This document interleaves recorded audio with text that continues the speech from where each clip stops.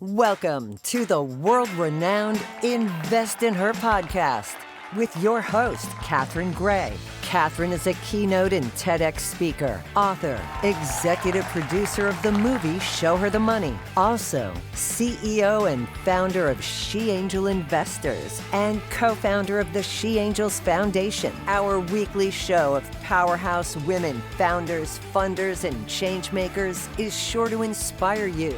Let's go.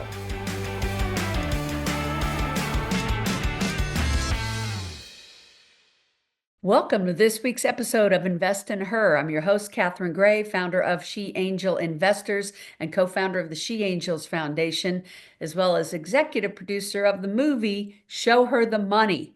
And we hope that you've seen that. If not, it's coming to somewhere near you, and you can check it out on our website, showherthemoneymovie.com. Every week, we have on amazing women doing incredible work in the world, and today is no different. Today, I have coming to us from Hawaii, Natalie Roberts. She has a very exciting thing for us to talk about, which is helping prepare women entrepreneurs about how to exit. How exciting is that? Okay, let's get started. She is CEPA certified, expert in exit planning advisor, an exit planning advisor. Say that 3 times fast. And the founder of iKadre. Welcome to the show, Natalie. So glad to have you here. How are you? Hi, thanks. So happy to be here. Thanks for inviting me. Yeah, well, we were just talking recently about this, and I Mhm. was like, wow, I know a lot of entrepreneurs out there that definitely need to start preparing Mm. for how and when they could exit. Of course, not everybody needs or wants a exit strategy. Maybe they want to keep it in their family for years. But for those that want to like get venture funding and do want to have a big exit, like some that just happened in the market recently that were very exciting, that Poppy soda, the woman got a Yes. billion-dollar exit. Hello, don't we all want that? Mm. And so you were telling me that women tend to not prepare as well for this. So that's why I wanted to talk about this today. First, let's talk about your background. Why are you qualified to be doing this? Because you have over 20 years experience, right? Working in this arena with big companies like E&Y, which is Ernst Young, HP, Pearson. So you bring a wealth of knowledge and expertise to this smaller or middle market that you're really focused on, right? Yes, yes. The idea behind it all is the larger companies all have incredible playbooks. They have teams that are very focused. We have, thinking of deals in HP, at times 60 different work streams based on the size of the company. Um, Smaller, medium to smaller size businesses don't have that luxury. So when I was thinking of what I wanted to do, becoming an entrepreneur, I said, I really want to help others. So I took a lot of those playbooks. I've had a lot of experience in the transactions, and also integrations, literally living across the street at the Marriott for 2 years from EDS. Um, and bring it down to basically so that anybody can learn the best practices and knows the gotchas right from the beginning. So for an exit too, even if somebody doesn't want to exit completely, you still need to plan because then you're setting up a trust. You're dealing with other issues, even if you want to keep certain things within the family, but usually there's some level of a transaction that occurs in the background. If you're looking to prepare to sell, my experience has been both in watching friends and reading a lot about it and going into other businesses, because even HP bought smaller businesses from like 200,000 to the 14 billion. Really? That's Oh really yeah. fascinating. Yeah. Yeah. And I happened to handle one of the ones that was about, it's really small. My first day on the job wasn't even in the office. My boss called, the new boss called the night before and said, yeah, you got to go to the airport. Greg will meet you there with the ticket. I'm like, okay, haven't even signed the paperwork yet. I had to go to Albany, New York. It was a data center company. Anyway, an architectural company that designed data centers. Um, really, what happens is a lot of men, when they go to pitch, especially if they're looking for funding, the investors want to know what's your plan? What's your exit plan? Women do not tend to have it in their pitch decks. You always, when you start a business and you dream about it, you want to think of the end in mind all the time. Now, that may be changing along the way, which is totally fine, totally cool. There's a few main legal ways to exit, but there's a ton of different ways to structure that transaction. And for a lot of women now, we're retiring later and in life. The other part of it is your business does become your baby. You don't think about ever exiting, but if you turn around one day and say, okay, I'm tired, I want to go, you will never get the value out of it that if you didn't prepare 3 to 5 years in advance. That makes total sense. And uh, I've heard that these larger companies that you worked for, like HP and E&Y and others, um, the way they really grow their businesses is absorbing other smaller companies that have something that they don't. And so, if you really have something that's going to make a bigger company better, they're looking for you. And my guess is that a lot of women don't know how to even get on their radar. Am I right about that? Absolutely. That's one thing I'm hoping to change. That's a goal, big one. I'm actually working on a large webinar that I'm putting together, and I'll definitely pass it along. I want as many women to join it. It'll be a free webinar, and then we'll talk about how to break out and start building this. Um, we do a lot of the searches for them, but we always start out with a strategic plan of where you want to be and make the dream that reality. So I'm sort of the roadmap builder of how do we want to get there. As a matter of fact, I'm working with two clients right now that we switched from the idea of being acquired to growing by acquisition and then being acquired at a much, much higher value a few years later in life. And it's also way more interesting for them. It's achieving other dreams. So part of a lot of what I do is we also talk about what the right things are. Some people come to the table thinking it's one thing, but after a few conversations, a lot of emails, texts, because I'm available usually 7 by 24 when I take on clients. And it's heart to heart, you get to know them. Anyone that tells you business isn't personal really doesn't need to be in my book. Um, it is. Yeah, And sometimes the definitely. dreams look a little different on how to get there versus because they didn't know what the options were. I mean, imagine selling a business at 10 million versus 3, and the transaction is set up that they have a level of passive income just because they're also part of the board for the rest of their life that adds to their retirement. And whatever that may be, 9 times out of 10, these women are just going to do something else. So, like my retirement, I'll be doing something completely different or still keep teaching this. I hear you. I'm with you. Yeah, it's nice to get up and have purpose in the morning, right?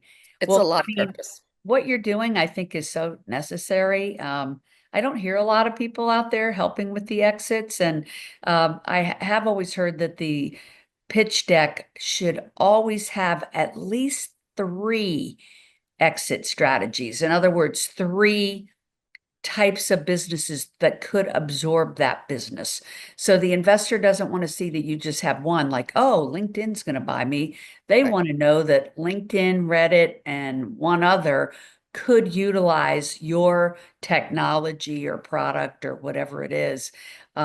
They want to see it. There's at least three, because obviously it's a numbers game too.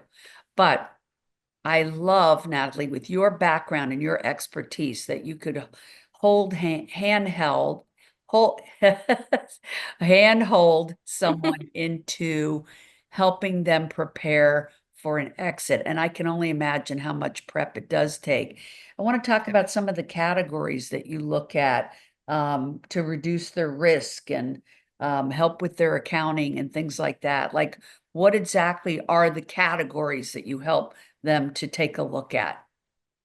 When we start talking, we first start looking at how they're structured. Besides the financials, we always look at financials first. I'm P&L, And always balance sheet. People tend to leave that off the side. Do not do that. Um, and then I have a complete due diligence list of 7 pages with one line items. It's a little overwhelming at first, so we walk it through, you know. Um, the number one item, one of the biggest items in reducing risk in companies is to ensure that the company is not completely reliant on the founder, is not completely reliant on any one individual or any two specific individuals, that it's running based upon the SOPs that are in place, that there's a team in place.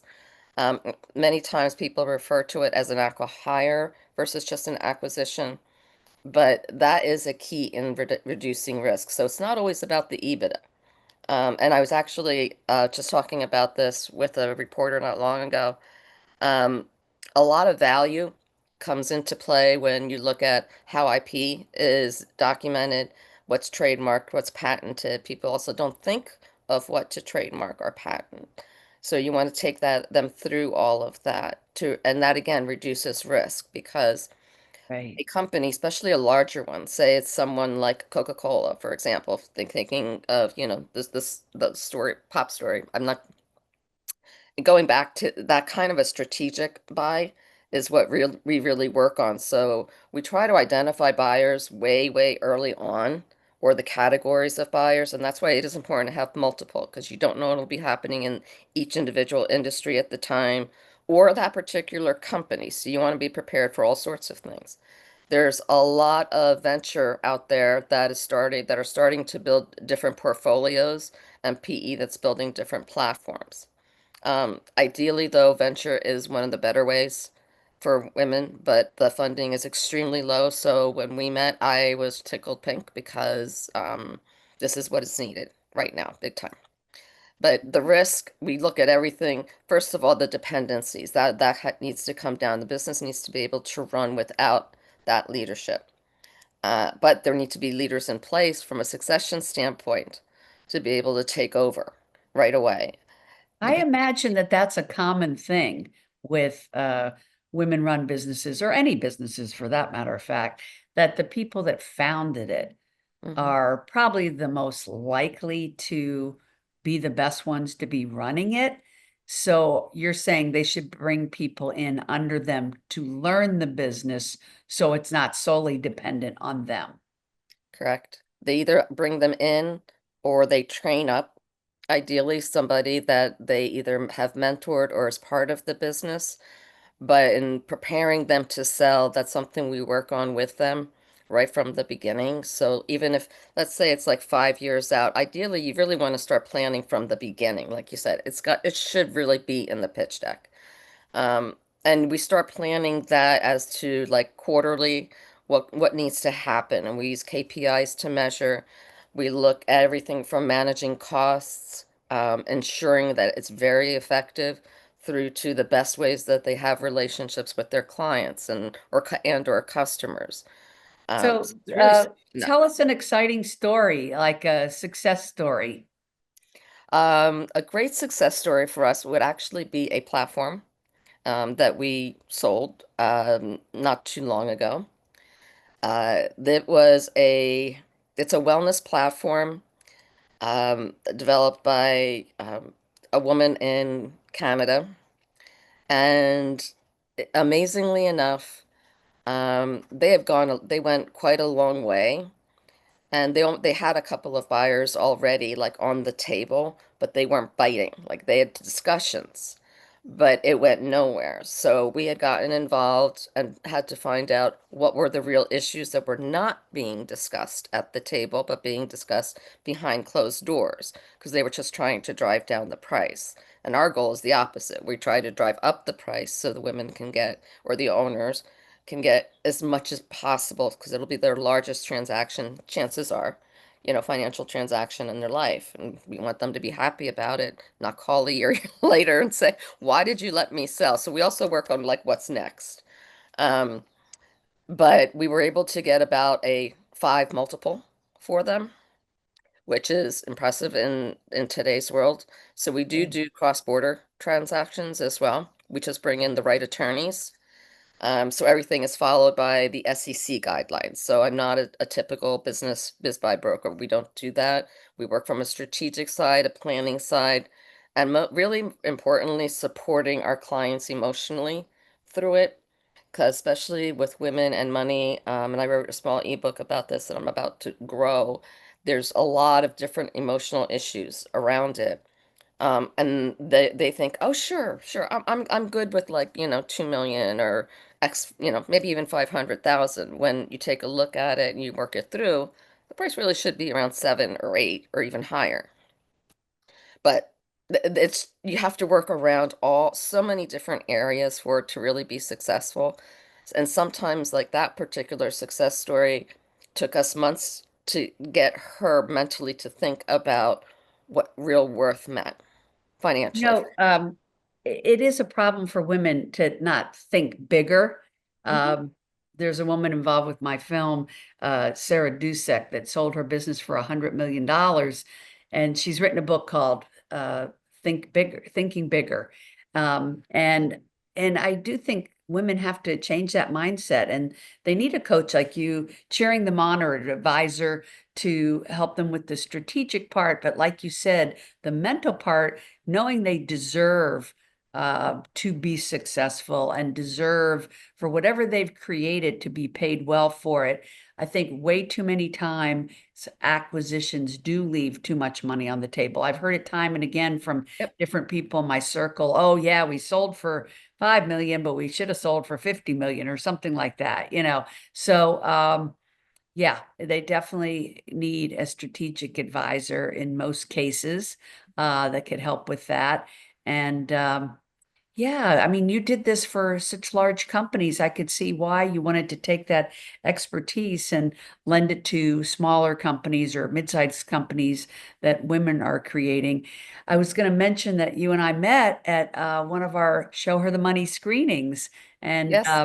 that's one of the beautiful things about getting to have traveled around the world with that film is I've gotten to meet so many incredible women doing such amazing things. And we met at the Hawaii screening, and I absolutely fell in love with Hawaii. I think it's just one of the most awesome places, awesome people there. It was a great screening.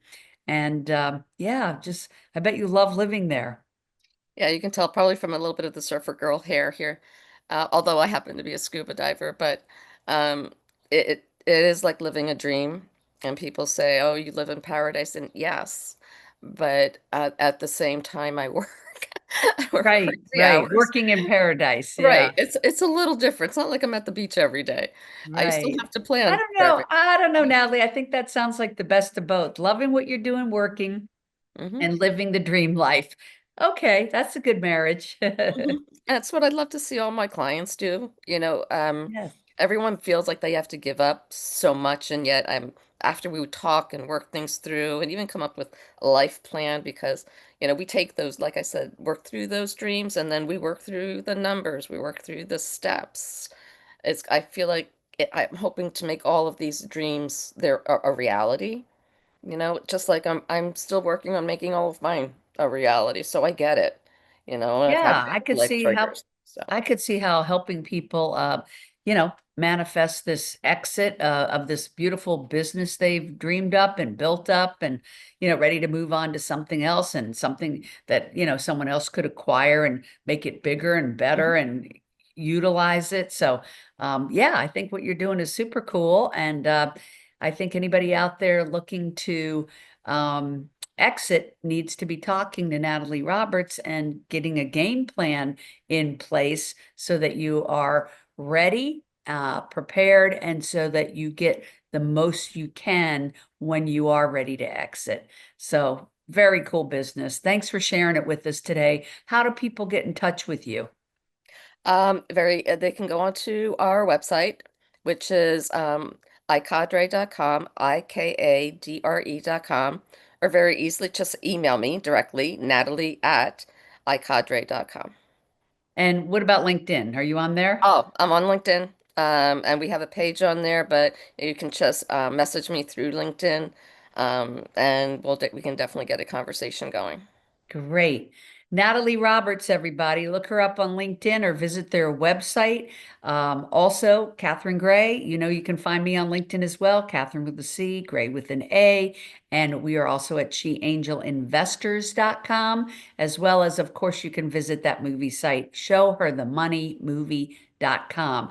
Thank you, everybody, for taking the time to tune in. We hope that you found the information to be super helpful. And Natalie, thanks for giving a great interview. Make it a great day, everybody.